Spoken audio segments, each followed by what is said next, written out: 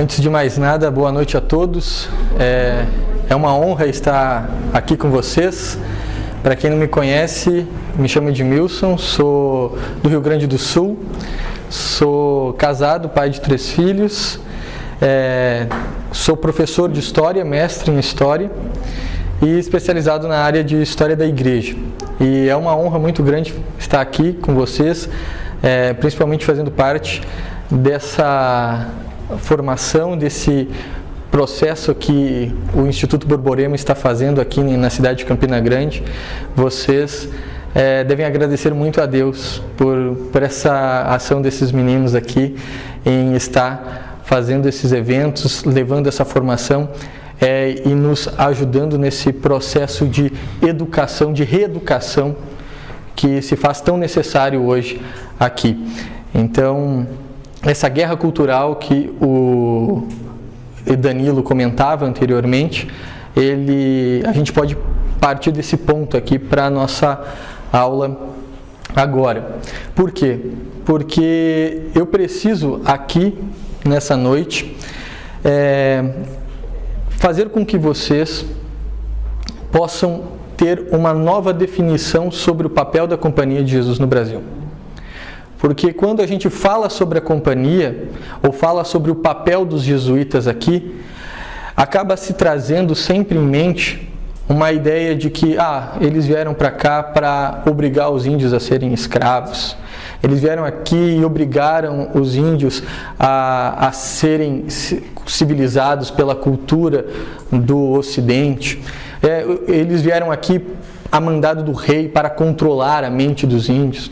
Então acaba-se sempre passando esse tipo de informação a respeito dessa companhia, que ao mesmo tempo vai denegrindo a imagem que o Brasil tem da sua formação, no qual os jesuítas têm um papel muito importante. E não é à toa hoje, as coisas elas nunca acontecem por acaso.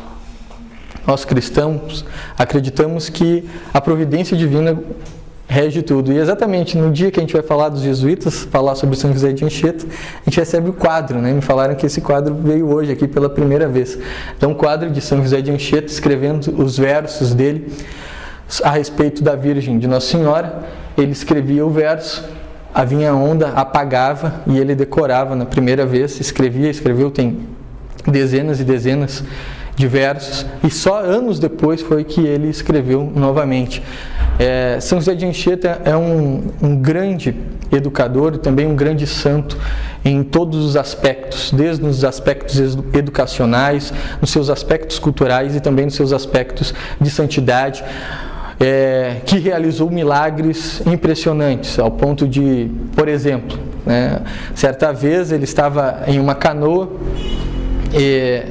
rezando o breviário, e a canoa virou.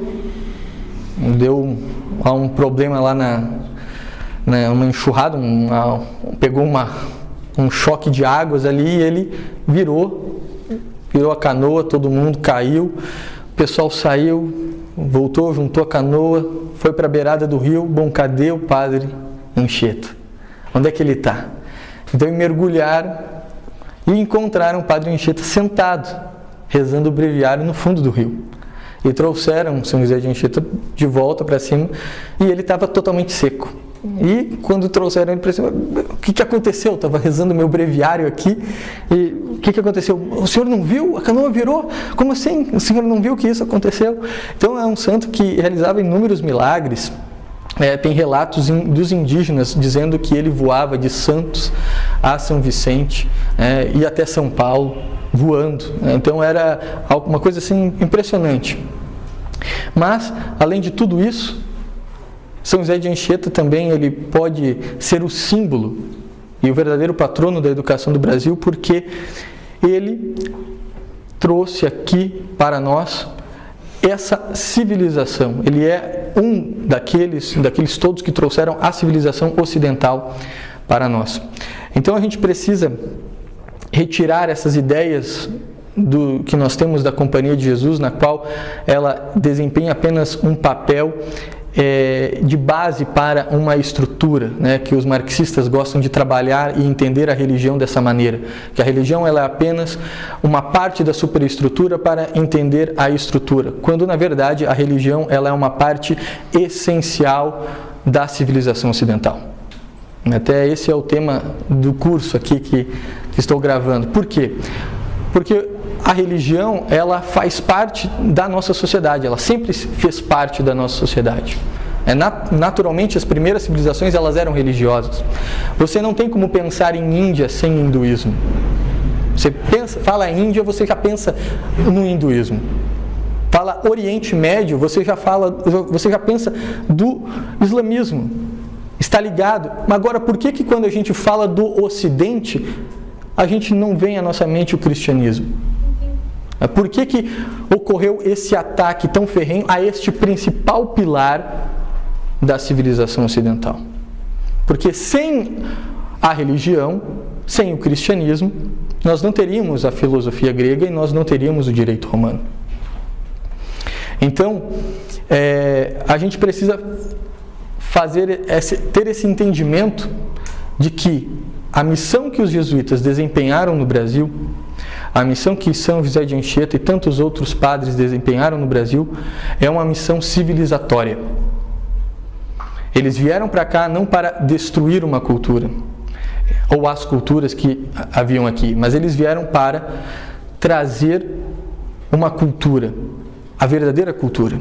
Porque a cultura ocidental, ela é, de todas as culturas, a cultura mais correta. É a cultura correta.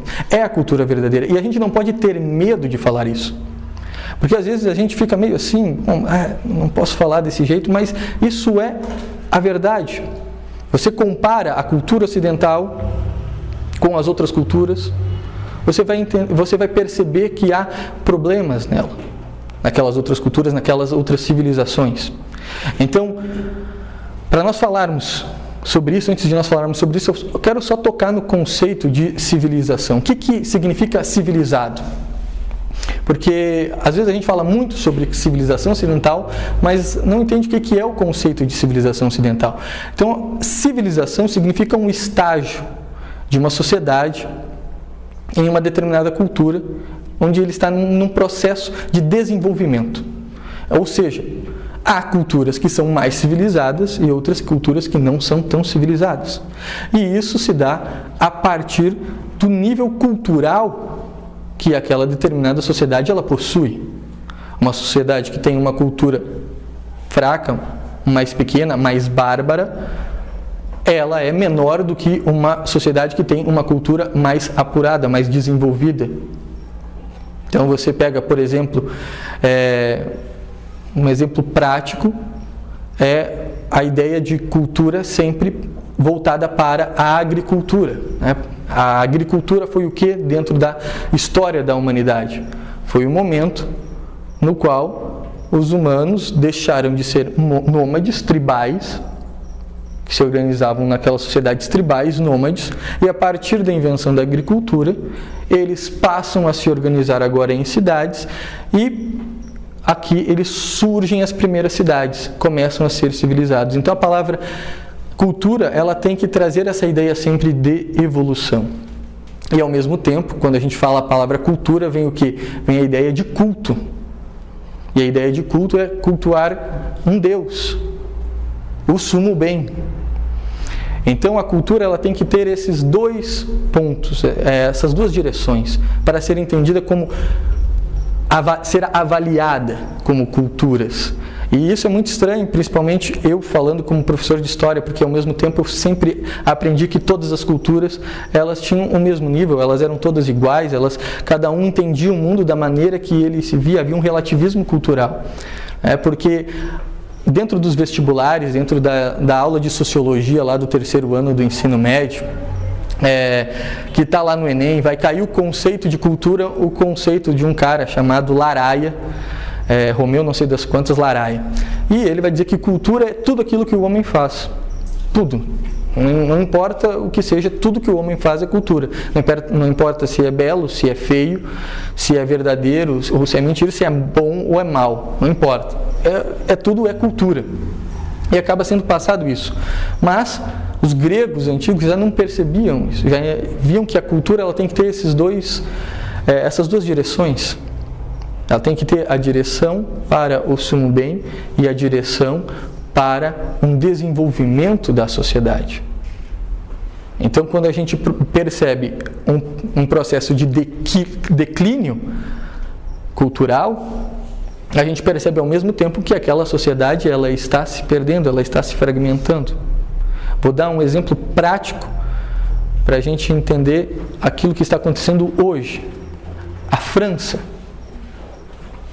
O que está acontecendo com a França? A França, ela não entende mais qual é a sua vocação como nação. A França perdeu a sua cultura. Quando a França surgiu? A França surgiu em 446, quando Clovis, rei dos francos, é batizado por São Remídio, depois da Batalha de Tolbiac, onde ele expulsa os álamos da região da Gália e ali institui o reino franco e o início da dinastia merovíngia. Ali é a França, Franco-França. Só que, a partir da Revolução Francesa, os franceses disseram que a França surgiu ali, que os princípios da França estão baseados dentro da Revolução Francesa. E a gente percebe que a Revolução Francesa, ela não foi uma revolução social, ela não foi uma revolução política, ela não foi uma revolução cultural. A maioria dos historiadores que analisa a Revolução Francesa sempre a analisa a partir dessa ótica econômica. Era o pessoal que estava cansado, era o pessoal do terceiro estado que estava cansado da opressão do primeiro e do segundo estado. Por isso eles fizeram a revolução. Eles queriam acesso, às mordomias que o primeiro estado tinha, eles queriam parar de pagar os impostos ao segundo estado, enfim. Por isso foi a revolução. Mas isso é um erro gigantesco, porque a Revolução Francesa foi uma revolução religiosa. Ela foi um momento no qual a França, ela nega a sua vocação, ela nega a sua fundação, ela diz não à religião e ela assume um Estado laico, um Estado aonde ali naqueles princípios levados do humanismo radical, eles criam uma nova França. Uma França sem as duas bases que formaram a França. A França ela surgiu da conversão de um rei ao cristianismo. Então ela nega esse cristianismo e nega a sua monarquia. E a França cai. Depois isso vai ser piorado em 1830. E o checkmate vai ser maio de 68, onde a França de fato ali morreu culturalmente. E quando uma sociedade ela não tem cultura, ela é dominada por outra que tem. E é o que vai ocorrer com a França. E daí o professor Olavo está falando isso há quantos anos.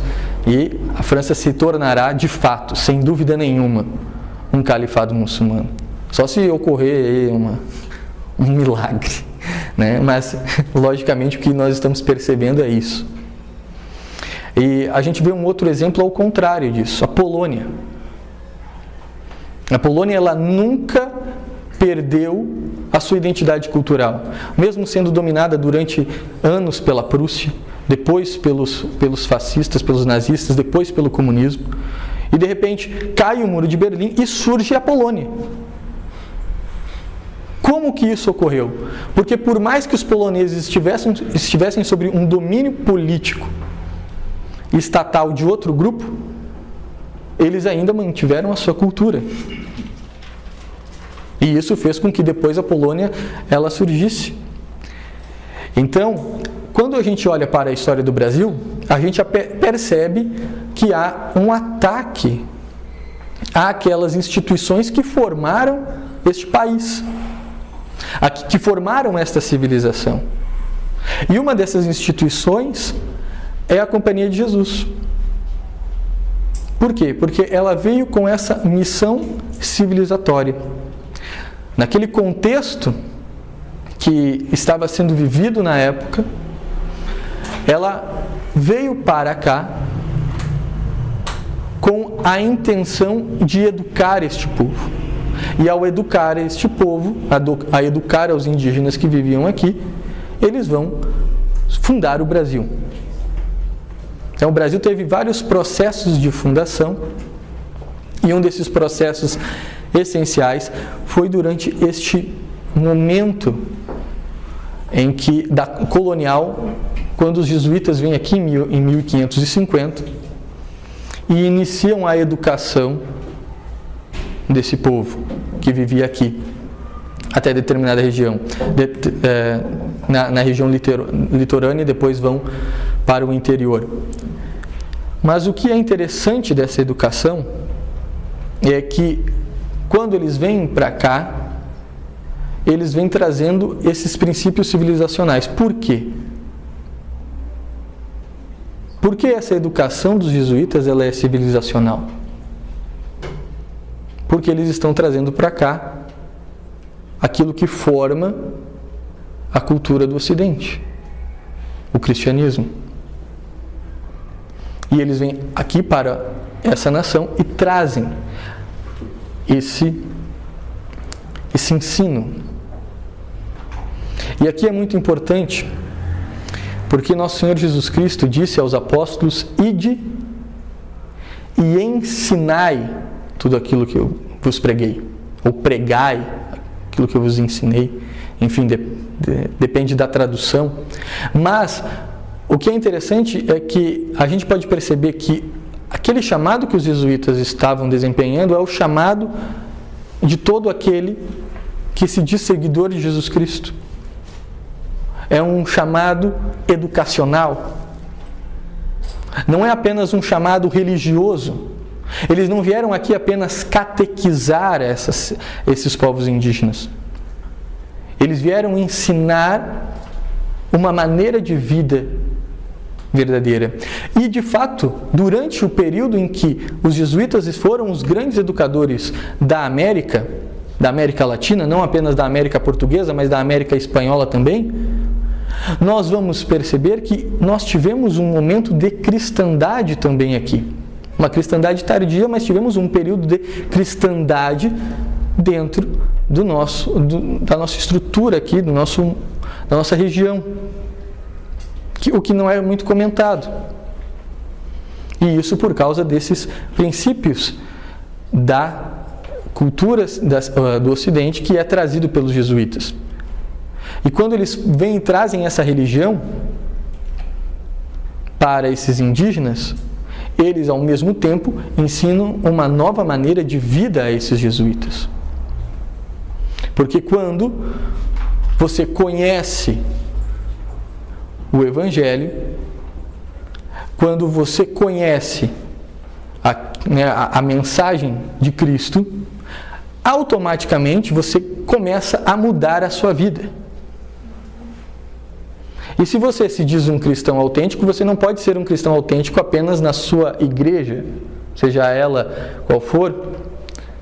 Você precisa ser um cristão autêntico dentro da sua família, dentro do seu trabalho, dentro da sua educação. Isso é o chamado teocentrismo que os medievais viviam, que é tão criticado pelos iluministas. A sociedade medieval ela era teocêntrica, meu Deus. Eles seguiam as leis divinas e daí comparam o teocentrismo com um governo teocrata muçulmano. O que não tem nada a ver. São duas coisas totalmente distintas. As ideias teocratas dos muçulmanos é uma espécie de absolutismo. Aquilo que ocorreu na Idade Média foi exatamente isso. Você se diz um católico, se diz um evangélico cristão, que se diz seguidor de Jesus Cristo, você, consequentemente, todos os locais que você vive vão ser contaminados, entre aspas, com aqueles princípios seus. Então, quando você for ensinar, você vai ensinar com esses princípios. Quando você for construir uma igreja, você construirá com esses princípios. Quando você for escrever um livro, você escreverá com esses princípios. Quando você for um rei, você governará com estes princípios. E dessa maneira, essa é a ideia teocêntrica. Por isso, o grande mal do humanismo foi renascer o antropocentrismo. A ideia de que o homem é bom por si só, que a natureza humana é boa e que o meio corrompe. O que na verdade não. Nós somos ruins por natureza e precisamos ser educados para a virtude, porque se nós seguirmos apenas a nossa vontade, nós seguiremos o vício. Então, o antropocentrismo humanista, esse foi o grande problema, e ele foi muito radicalizado pela Revolução Francesa. A Revolução Francesa que, estranhamente, consequentemente, ela acontece exatamente 15 anos depois da supressão dos jesuítas.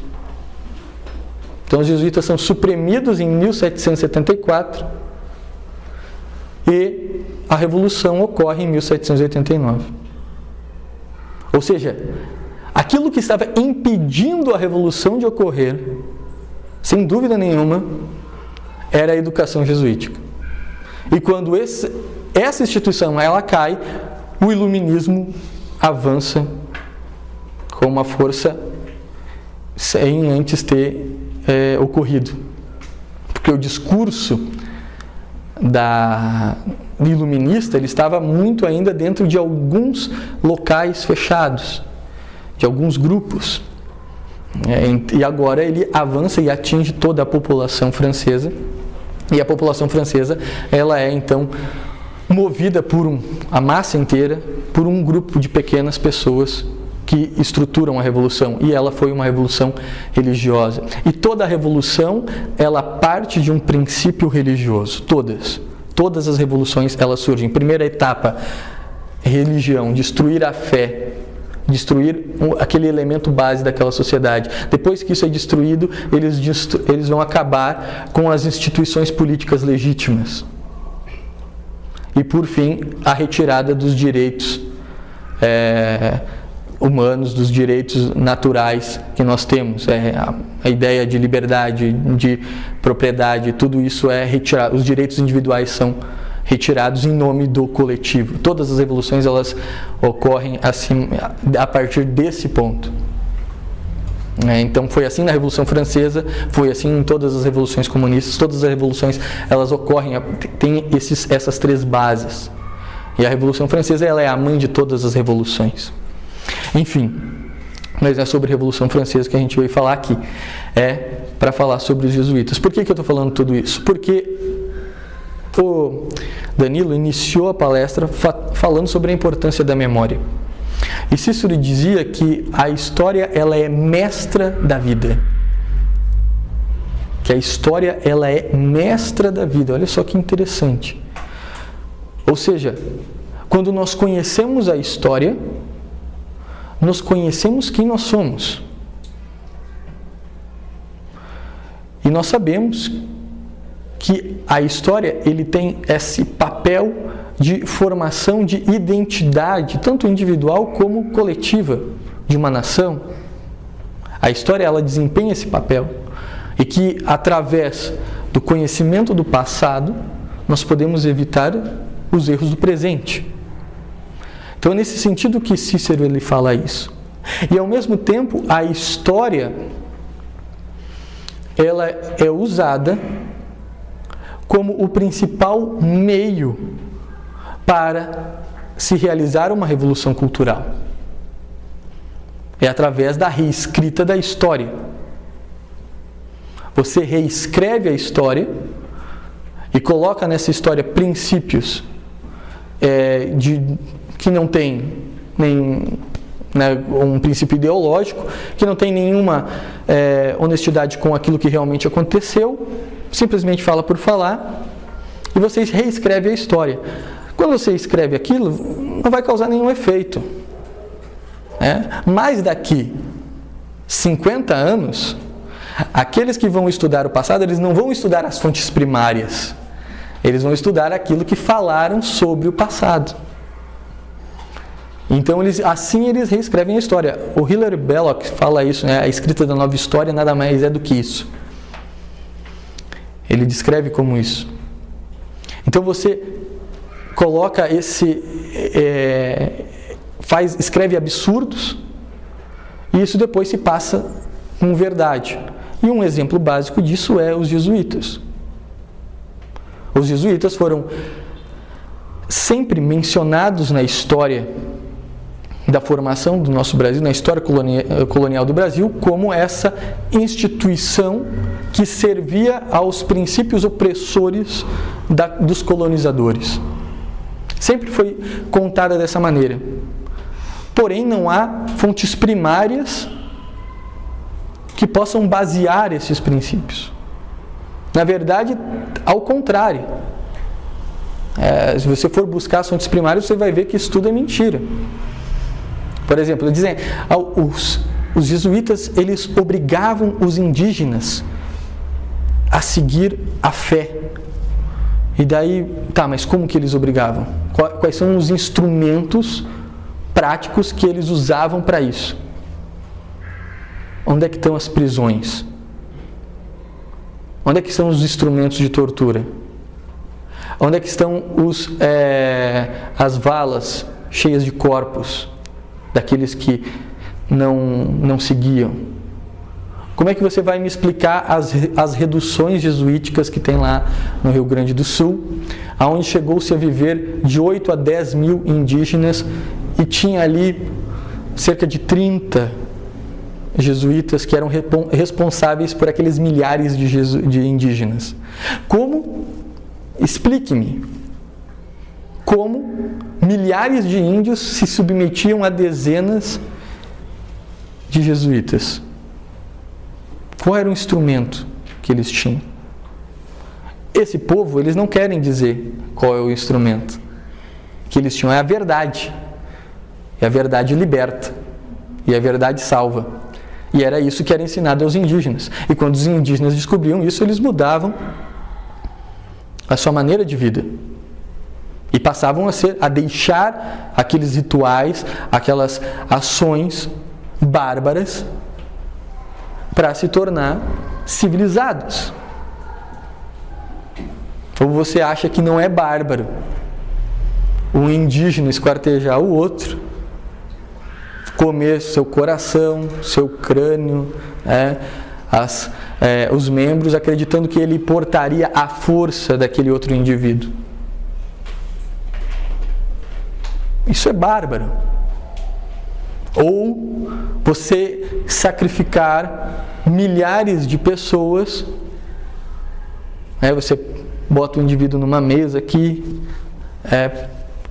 abre as costelas dele, arranca o coração ainda pulsando, coloca em uma brasa ardente com ervas. O pajé, cheira aquilo e ele fala as previsões futuras, se vai dar colheita ou não. Isso é uma cultura bela? Isso é uma cultura desenvolvida? Não, quando os jesuítas vieram, disse assim: meu Deus, a gente precisa evangelizar esses caras. Esses caras eles falaram, eles estão sendo conduzidos pelo demônio. E daí os historiadores dizem: veja aqui como os jesuítas, eles usam a ideia do demônio para dizer que eles estavam sempre, onde era só a cultura deles.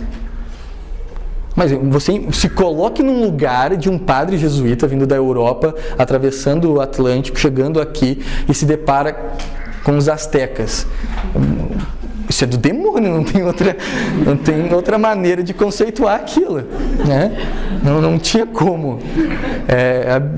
É o jeito. Então, esses jesuítas vêm e civilizam essas sociedades. E o que eles fizeram não foi destruir a sua cultura. De forma alguma. Eles chegaram e disseram: isso aqui é bom, isso aqui é ruim. Isso aqui é verdade, isso aqui é mentira. Isso aqui é feio, isso aqui é belo. Então havia elementos dentro da cultura indígena que permaneceram. Ou se os jesuítas quisessem de fato destruir a cultura indígena, por que o padre Anchieta, aqui, iria traduzir a Bíblia do latim ao tupi? Se ele quisesse destruir, ele ia obrigar todo mundo a falar português e aqui ninguém fala tupi. Por que o padre Rui de Montoya ia traduzir o catecismo para o Guarani? Se ele quisesse de fato destruir a cultura indígena. Não é isso. Eles ensinaram os indígenas a produzirem os próprios instrumentos musicais e a venderem esses instrumentos na Europa. Então eles produziam os instrumentos aqui e vendiam na Europa. Por que os jesuítas iriam ensinar os indígenas a criar instrumentos musicais se eles quisessem destruir a cultura daquele povo? Não faz sentido. Então, acaba se passando essas informações, essas que a gente pode chamar, entre aspas, de fake narrativas, porque não são fake news, não são notícias, né? Mas são narrativas históricas falsas, que não há nenhum princípio com a verdade, com o objetivo de reescrever a história. Eu estava estudando semana passada sobre o gênero, por exemplo. Vou dar um outro exemplo para vocês. Estava estudando sobre o gênero e estava escrito que no livro estava escrito que até o século XVI as práticas incestuosas eram muito presentes dentro das famílias. Inclusive, olha só, não sei se depois o vídeo vai ser cortado aí pelo YouTube, mas enfim, olha só o que estava escrito no livro. Inclusive as amas de leite realizavam masturbação infantil nas crianças para satisfazê-las quando elas eram bebês. Daí tu vê, tem uma nota de rodapé ali para dizer qual é a fonte, de onde ele tirou essa informação. Que relato que ele trouxe isso? Da onde que ele tirou isso? Não tem nada. Simplesmente ele joga aquela informação aqui. E daí tu pega aquela citação e coloca no Google, tu vai encontrar vários artigos que estão lá no CAPES, a Ciência do Brasil, né, citando a história da sexualidade, dentro da história da sexualidade, citando de maneira indireta aquele autor. Ou seja, não tem nenhuma fonte, nada, mas daqui 20, 30 anos, os caras vão dizer, não, realmente isso que acontecia, vai estar no livro didático. Então, isso que aconteceu agora, está acontecendo aqui atualmente, com esse negócio de gênero, aconteceu com os jesuítas no passado. Então, a ideia da palestra aqui é fazer com que vocês esqueçam as ideias que foram ensinadas na escola a respeito dos jesuítas e passem a entender a companhia de fato como ela foi. E dentro do Brasil, ninguém melhor para exemplificar isso do que o padre Anchieta. Porque ele vai ser o grande educador do Brasil. Ele vai provar que com educação não se precisa de investimentos. Ele vai provar que com a educação você faz ela com amor. E os efeitos dessa educação é o surgimento de uma nação, o Brasil. São José de Anchieta foi capaz até mesmo de unir negros, indígenas e brancos juntos em luta contra um inimigo em comum. Você já percebe aqui aquilo que vai formar a cultura do Brasil, né? A mistura entre negros, indígenas e brancos, europeus. Já ali, pela educação de São José de Anchieta, ela já estava unida, já estava presente. Bom, quem foi São José de Anchieta, então? Quem foi esse patrono da educação do Brasil? Ele, né, é uma lista muito grande de coisas aqui, então por isso eu pego aqui a minha listinha. Ele foi dramaturgo, primeiro gramático, primeiro poeta nascido nas Ilhas Canárias, foi o primeiro autor da gramática em língua tupi, um dos primeiros autores da língua brasileira e um dos maiores escritores do Brasil. São José de Anchieta, ele nasceu nas Ilhas Canárias, uma família de 2 irmãos, e desde pequeno ele queria ser religioso, ele queria ser padre, acaba conhecendo a companhia e então acaba entrando para a companhia. Enquanto ainda era seminarista, ele é mandado para o Brasil. Ele tinha alguns problemas respiratórios lá na Europa, deve ter alguma espécie de asma, bronquite, alguma coisa assim, tinha alguns problemas, umas dores nas costas e tudo mais, e daí o padre-geral da época, que era até um dos 7 fundadores da companhia, junto com o Santo Inácio, que era o geral da província de Lisboa, não vou lembrar o nome dele agora, mas ele diz, bom, você está com esses problemas aqui, vai para o Brasil que você vai ficar curado. E manda ele para o Brasil e ele vem para cá em 1553. 3 anos que a companhia estava fazendo seus trabalhos aqui no Brasil. E a partir dali, então, ele já começa a trabalhar no processo de evangelização dos povos indígenas junto com o padre Manuel de Nóbrega. E a missão que ele vai desempenhar aqui vai ser uma missão, ainda enquanto seminarista, não tinha sido ordenado padre, enquanto ainda seminarista, será gigantesca, porque ele vai fundar a primeira escola do Brasil. A primeira escola vai fundar a escola de São Paulo, vai para o interior do Brasil, e lá abre uma clareira. Nessa clareira faz lá com bananeira, folha de bananeira, o telhado, coloca lá de barro as paredes e começa a dar aula para os indígenas. São José de Anchieta é a prova de que não precisa de investimentos nenhum para dar aula, para ensinar e para se fazer uma boa educação. E começa a ensinar aqueles indígenas sobre catecismo, sobre religião, mas ao mesmo tempo ensinava latim, ensinava grego, ensinava hebraico, ensinava retórica, a construção de poemas, música. Aí começa a educar aqueles indígenas. E logo o colégio ele explode. Os indígenas, principalmente os tupis, eles tinham como é que eu posso dizer? De alguma maneira, eles tinham uma abertura muito grande para aquilo que os jesuítas estavam passando para eles. De todas as tribos que haviam aqui no Brasil, eram 3 tribos, 3 raças, que nós podemos colocar assim, que eram os Gês, os Guaranis e os Tupis.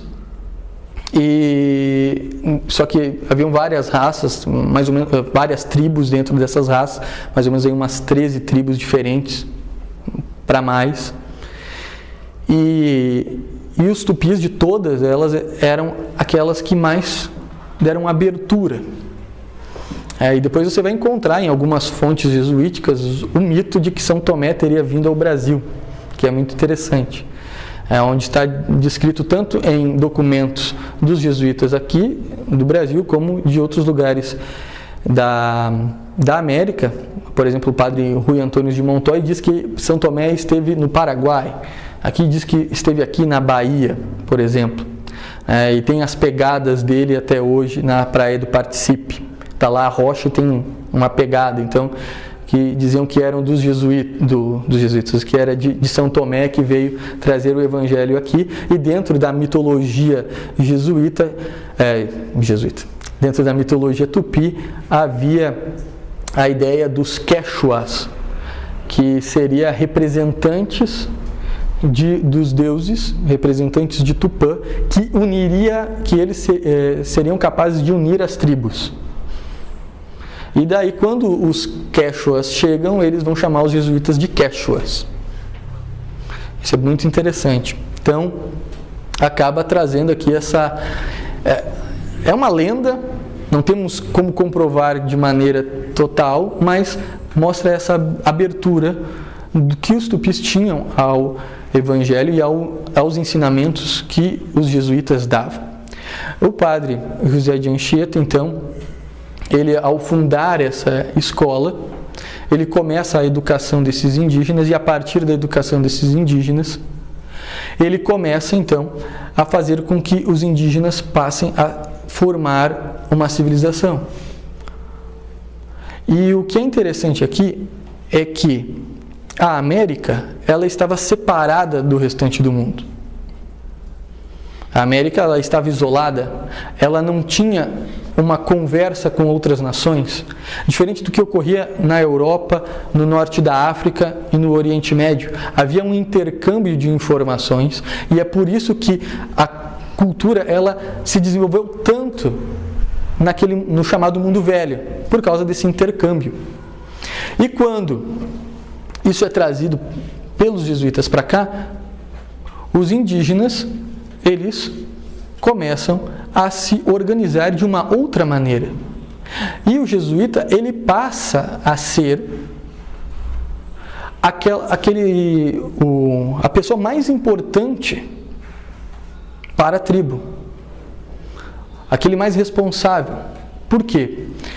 Porque a autoridade, ela não é conquistada a partir de uma imposição. A autoridade, ela não é conquistada por causa de um certo título ou por um certo poder político que alguém tenha. Você pode ter o maior poder político e não ser respeitado, não ser seguido. Por quê? Porque a autoridade, ela está ligada à virtude. Vocês podem parar e pensar um pouquinho, vocês só vão obedecer aquelas pessoas que são exemplos para você dos princípios que vocês definem no interior de vocês como aqueles princípios mais importantes. Aquela pessoa que não atende àquelas questões, você não vai dar bola para aquilo que ela fala. Ela não vai ter autoridade para você. Então, os jesuítas, eles passam a olhar, estou trocando toda hora. Os tupis, eles começam a olhar os jesuítas, os indígenas, e reconhecer neles uma autoridade muito maior do que a autoridade política, muito maior do que até mesmo a autoridade da própria tribo. Então você vai ter, por exemplo, algo que é impressionante, que são as guerras guaraníticas que ocorreram lá no Rio Grande do Sul. Quando Portugal e Espanha aqui, eles já estavam sendo influenciados pela ideologia iluminista. O iluminismo não é uma corrente filosófica, o iluminismo é uma ideologia, porque ele não fala sobre a realidade, mas ele transforma a realidade segundo aqueles princípios que eles definem. E havia o despotismo esclarecido, ou seja, os reis que eram iluministas, a monarquia se tornou liberal em alguns estados, tinha Marquês de Pombal aqui, e na Espanha Carlos III, e eles fazem uma troca entre os povos das missões, que era da Espanha, com a colônia do Sacramento, que hoje é Uruguai, que era de Portugal. Eles fazem uma troca, o Tratado de Madrid. E quando eles fazem esse tratado, ocorre uma guerra que vai, se eu não me engano, de 1773 a 1776, são 3 anos, quando Portugal vai lá aos indígenas dos povos que viviam nas reduções jesuítas e dizer o seguinte: vocês não obedecem mais o rei da Espanha, vocês obedecem ao rei de Portugal. E os indígenas, sem nunca ter conhecido o rei da Espanha, dizem: não, a gente vai continuar obedecendo o rei da Espanha. Nós não queremos obedecer o rei de Portugal. E entra em guerra. Depois até vai ter a famosa história do Sepete Araju, um indígena, que vai morrer defendendo a fé. Interessante, um mártir. Então, você percebe que a missão jesuíta, quando eles vieram aqui e trouxeram o evangelho a este povo, não foi apenas o evangelho que veio, mas veio também toda a ideia de uma civilização. E essas tribos aqui, que viviam isoladas, elas passam a ter um novo norte, um novo modelo de sociedade, um modelo no qual agora eles estarão direcionados para uma sociedade teocêntrica. E é por isso que eu falei que nós tivemos no início uma espécie de cristandade na América. Por quê? Porque aqui na América não havia rei, não havia polícia, não havia Estado. E como é que a sociedade ela se organizava? Como é que os indígenas, os portugueses, os espanhóis, como é que eles se organizavam aqui? Havia alguém que ordenava essa ação. E essa ordenação ela veio por conta da missão que os jesuítas desempenhavam, porque não era apenas uma missão para os indígenas, mas também uma missão dos europeus. Eles também educavam os filhos dos colonos que viviam aqui. E não tinha armas que organizavam. Claro que em alguns momentos ocorreram guerras, de fato, mas não havia um poderio militar que controlava tudo. Não havia um Estado que controlava tudo. Isso era orientado e conduzido pelos princípios religiosos, exatamente como foi na Idade Média, quando foi na cristandade. E a gente percebe o quê? Que o apogeu da sociedade se deu, onde se teve ali o maior nível intelectual, se dá exatamente no momento onde nós estamos vivendo a alta cristandade. E no momento que ocorre uma decadência educacional, ocorre também uma decadência desta sociedade. Então, a educação, ela está ligada a esse princípio da civilização. E na nossa cultura ocidental é o ensino do cristianismo. Então, os jesuítas, eles foram capazes desta proeza. E isso é impressionante se você para pensar. Como é que se organizou essa sociedade sem um Estado presente? Principalmente hoje, onde nós dependemos tanto do Estado para tudo. Enfim, São José de Anchieta, ele também teve um momento muito interessante, que eu quero mencionar aqui para vocês. Quero pegar a data exata, que foi em 1566, quando ocorre a chamada Guerra das Canoas, quando os franceses tentaram tomar a capitania de São Vicente. E os franceses vêm e atacam. Os franceses que tinham um exército muito maior, tinham um maior número de canoas, e os portugueses tinham um número muito pequeno. E os portugueses não iriam vencer a guerra. Então eles pedem ajuda para os negros e também para os indígenas.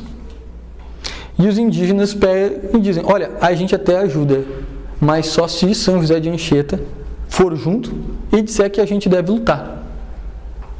Padre Anchieta, eles chamavam, não disseram que era São José de Anchieta, mas chamaram de Padre Anchieta. E Padre Anchieta foi e disse: sim, eu vou junto com vocês, e vocês devem sim lutar. Ele vai para cima do monte, fica rezando durante a batalha das canoas, e eles vão ao ataque. Nós temos ali aquilo que forma a nossa civilização, a nossa sociedade brasileira, culturalmente, unida contra aquele que tenta nos dominar. E o que está regindo aquele grupo? O que está conduzindo aquele grupo? É o Estado? é uma vontade econômica? Tinha isso, tinha, mas isso era secundário. O que estava ocorrendo ali contra aqueles franceses, quem estava conduzindo os princípios daquela guerra, vamos dizer assim, em defesa, era o Padre Anchieta, que representa a religião, que representa o cristianismo, que representa o catolicismo, que era quem educava aquele povo. E aí você percebe como que a religião, ela é o pilar mais importante da civilização. E os jesuítas perceberam de fato isso, como Danilo comentou. E é por isso que o Santo Inácio, quando ele vai para a Cidade Santa, porque o objetivo dele era fundar uma companhia para converter os muçulmanos. Essa era a ideia dele. Converter os muçulmanos. Alguém precisa converter os muçulmanos. Até São Francisco tinha tentado converter os muçulmanos e não conseguiu. São Francisco tentou converter os muçulmanos e não conseguiu. Então, eu não sei se tem jeito para os muçulmanos, mas enfim. Mas ele queria isso. Santo Inácio, ele queria isso. Mas ele percebe que não é dessa maneira, que a missão mais importante se daria na Europa, que era uma missão educacional. Então ele volta e começa a estudar, e a partir desse estudo ele vai fundar a companhia e vai fundar o método da Arat Studiorum que o Danilo comentou anteriormente. Mas ele percebeu que o que era uma guerra cultural. E essa guerra, ela se voltava contra esse pilar, que é o pilar da religião. Então, nós que estamos nesse caminho, nesse percurso de resgate cultural, de fazer com que o Brasil ele se conheça como Brasil e não aconteça no Brasil o que aconteceu na França ou o que aconteceu no Chile, porque isso aqui, dentro da mentalidade, é fácil de acontecer, porque já houve uma preparação cultural para aquilo. Houve uma preparação cultural da França para que os franceses aceitassem ver 59 mil católicos serem guilhotinados em um ano, fora as centenas de milhares que irão morrer depois nos genocídios promovidos na região da Vandéia. Precisou-se uma preparação cultural. As igrejas que foram queimadas no Chile, ocorreu uma preparação cultural para que aquela ação prática ocorresse. Há sempre uma ação ideológica que antecipa a ação prática. Não foi do nada que eles escolheram aquelas igrejas. Tanto é que eles deram a desculpa que durante a ditadura lá, o regime do Pinochet, era lá que as pessoas eram torturadas. Deram uma desculpa para aquela ação. E o povo chileno aceitou. E a única maneira de nós evitarmos que isso ocorra no Brasil é através desse resgate cultural. E esse resgate cultural nos faz resgatar a civilização ocidental. Aquilo que é a civilização ocidental. E a civilização ocidental, sem a religião cristã, não é nada. Ou por acaso, do nada, apareceu a filosofia grega primeiro. E ele forma a cultura ocidental. Não. Do nada apareceu o direito romano. Não. Foi quem? Foi a religião que pegou lá dos gregos, olhou aquilo e disse, isso é bom. Vem para cá. Olhou lá para os romanos, isso é bom. Olhou para aquilo que havia na cultura judaica, isso é bom. E ensinou os povos. Porque senão a gente vai cair na ideia de que quem foram os primeiros tomistas foram os muçulmanos, que é o que ensina no livro didático, que enquanto havia a obscuridade na Idade Média, os muçulmanos tinham avanços científicos, filosóficos e aristotélicos. Então a gente precisa unir isso. E ao mesmo tempo que a gente percebe que a nossa guerra ela é cultural, a nossa guerra também é espiritual. Não é contra o Biden que lutamos, né? Mas é contra os principados e potestades deste mundo tenebroso. Então, a espiritualidade ela deve fazer parte da nossa busca intelectual. Elas devem estar unidas, elas devem estar juntas. E é isso que Padre Anchieta nos ensina, é isso que São José de Anchieta nos ensina. E ele que é o verdadeiro patrono da nossa educação, ele que é o verdadeiro pai da nossa educação e um dos grandes fundadores do Brasil. Que ele interceda por nós e que ele nos conduza, também nos ajude, interceda a nós nos conduzirmos neste caminho de resgate da cultura do Brasil, primeiro com a nossa, pessoal, depois com aqueles que estão perto de nós, e quem sabe aquilo que Deus quiser é aquilo que Deus quer, é dele os seus desígnios. Enfim, muito obrigado e foi uma alegria imensa estar com vocês aqui essa noite.